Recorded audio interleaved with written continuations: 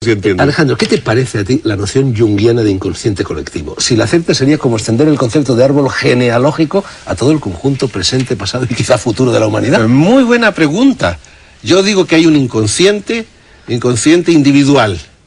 Hay un inconsciente familiar, no solo colectivo. Tú estás unido por un lazo. Yo cuento en uno de estos libros cómo yo no veía a mi madre y a los 50 años supe que se estaba muriendo. Cuento la carta, creo en la danza de la realidad, eso me pasó. Descubrí que había una unión, cuando tú en un árbol, cuando tú en una terapia produces un cambio, toda tu familia se inquieta y comienza a cambiar. Hay un inconsciente familiar, hay un inconsciente social, hay un inconsciente colectivo, claro que lo hay. Hay un inconsciente histórico, conoces toda la historia. Incluso cósmico. Hay un inconsciente cósmico.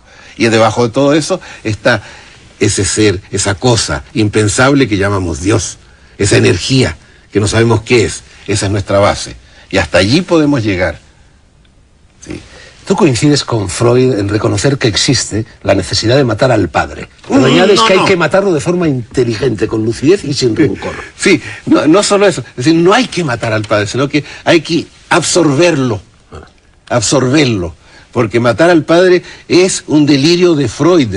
Como la castración femenina es un delirio de Freud. Dice, la mujer tiene un complejo de castración, le falta un pene.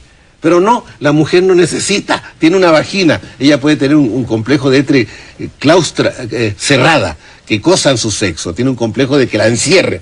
Pero el complejo de castración es un delirio de Freud, como asesinar al padre es un delirio de Freud de 1900. Al padre hay que entrar en el padre y comprenderlo y absorberlo. En una película al final de Los Hijos del Topo, que no la he filmado, ojalá un día la firme, el hijo que tanto se ha batallado con el padre, al final él se realiza y el padre se hace chiquito y entra en su corazón.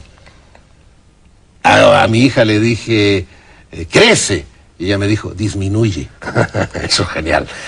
Bueno, te has puesto muy nervioso cuando te he dicho que coincidías con Freud, has empezado incluso a patalear por debajo de la mesa. Bueno, que conste que yo he añadido, y está entrecomillado, está en el libro de forma inteligente, con lucidez y sin rencor, lo de matar al padre. No, yo adoro Freud, pero conozco sus límites. ¿Tú sabes cómo fue la muerte de Freud y la de Jung? Freud murió con gran dolor, un cáncer de la mandíbula, terrible. Y Jung, cuando murió, lo único que dijo es, ¡qué maravilla! ¡Qué maravilla! ¡Qué maravilla! Por eso yo prefiero a Jung. Bueno, entre otras cosas porque Jung le había anunciado ese cáncer décadas antes. Así es. Cuando rompieron prácticamente Freud y Jung. Bueno, una pregunta paralela a la del padre se referiría al ego. Tú también dices que el ego es necesario, como la cáscara lo es a la clara y a la yema del huevo. Que no hay que matar al ego, que eso son locuras de gurú. Pero por otra parte, también reconoces que tú tenías antes un ego formidable. ¿Qué hiciste para disolverlo? Una doble pregunta. Mira, en el tarot, yo no sé si puede ver la cámara, el mat. ¿Lo ves? Sí. Entonces él tiene un perrito que lo sigue. El mat es el ser esencial. Y el perrito es el ego. Y el perrito está siguiendo, apoyando sus patitas entre el sexo y el ano en el perineo, que se llama el chakra muladhara, donde viene toda la fuerza energética. Y lo sigue y lo apoya. El ego. El ego te sigue, el ego infantil. Si el perro fuera adelante, sería un ciego sería un ciego. El niño no debe dirigir tu vida. El ego es el niño, no debe dirigir tu vida. Pero tú tampoco lo tienes que matar el ego, sino que tienes que decir, mira, pliégate ante la esencia, obedece, aprende a obedecer. Querer, osar, poder, callar, obedecer. Identidad adquirida que está al servicio de la esencia, el ego, dices. Pero también añades que es ahí, en el ego, en esa identidad adquirida, donde se acusan más los traumas y los golpes de la existencia. Claro, mira, si el ego es una ilusión, todos nuestros traumas son una ilusión, porque en la base estamos vivos, y si estamos vivos estamos sanos. Las enfermedades son gritos de decir, mírenme, ámenme, y sobre todo, quítenme esta prohibición, me prohibieron algo. Y ese algo que me prohíben soy yo. Quiero ser yo. Esa es la cosa. Vamos a seguir un poquito con Freud. Otro punto de coincidencia. Yo he asistido, Alejandro, a algunos de tus talleres, he asistido también a algunas de las sesiones clínicas en la cervecería Le Temerec de París, cercana a tu domicilio, y me ha llamado la atención la cantidad de veces en que los problemas que te plantean los pacientes tienen, al menos en su origen, un componente sexual. No solo sexual, incestuoso.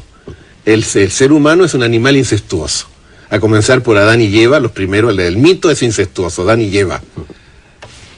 Son dos primeros. ¿Con quién se acuestan los hijos? Las hijas. Bueno, el mito para el que no crea y para el que crea la religión cristiana. María se acuesta con Dios Padre. Introduce al Dios Padre dentro de su vientre y lo hace su hijo. Y cuando crece lo hace su pareja. Tenemos un mito incestuoso ahí perfecto.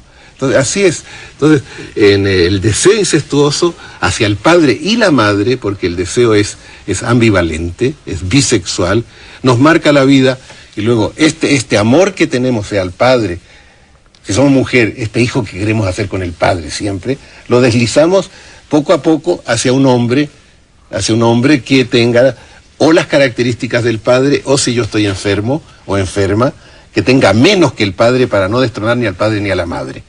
Que tenga menos. Mi padre es un gran vendedor de petróleo, mi marido tiene una gasolinera, mi madre es una gran médica, mi mujer es una enfermera. Cosas así, puede pasar. Pero siempre lo hacemos, adoro a mi mamá, tengo deseos sexuales por mi mamá. Pero mi mamá es española y no puedo con las españolas. Entonces me voy a ir a buscar una china, una negra, una japonesa. Perdóname, por favor. La gente cree que primero se es niño, luego se deja de ser niño y se convierte en adolescente, se deja de ser adolescente y se convierte en un joven, y sin embargo tú dices que no, que el niño queda, que el adolescente queda, que el joven queda, que el adulto queda, que cuando llegamos a la muerte lo hacemos con todas nuestras edades al mismo tiempo. Muchas gracias, porque tú tienes la imagen del candelabro judío, que tiene 7 o 9 ramas, en el fondo son 9, ¿no? Tienes 9 ramas aquí, ya.